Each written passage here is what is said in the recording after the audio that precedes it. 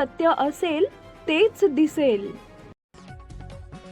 राष्ट्रवादी काँग्रेसच्या विलिनीकरणाबद्दल ठाकरेंशी काहीही चर्चा झाली नाही, पण आता हा विलिनीकरणाचा विषयच नाही, कारण ज्यांच्याशी चर्चा केली ते आज दुर्दैवानं आपल्यात नाही, त्यामुळे आता तो प्रश्नच नाही, असं राष्ट्रवादी काँग्रेस शरद पवार गटाचे नेते जयंत पाटील यांनी म्हटलंय.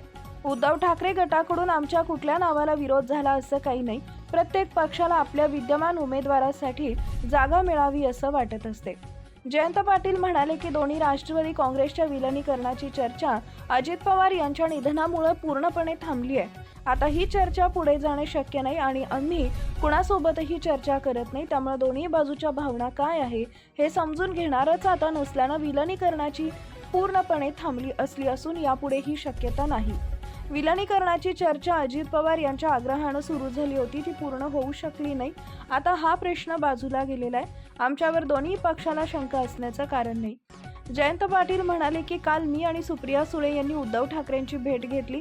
शरद पवार यांनी दिल्लीत असणं गरजेचं आहे, त्यासाठी त्यांची राज्यसभेसाठी निवड करण्यात यावी अशी आमची इच्छा आहे. ती उद्धव ठाकरेंच्या कानावर घातली. आमच्या पक्षानं आणि काँग्रेसनं एकत्र बसत काल किंवा आज निर्णय घेऊ असं उद्धव ठाकरेंनी आम्हाला सांगितलंय. तीनही पक्ष एकत्र बसून चर्चा करणार आहोत. आता फक्त राज्यसभेची चर्चा सुरू आहे. मविया एकत्रित असेल तर विधान परिषद आणि राज्यसभेच्या निवडणुकीत काहीही अडचण येणार नाही.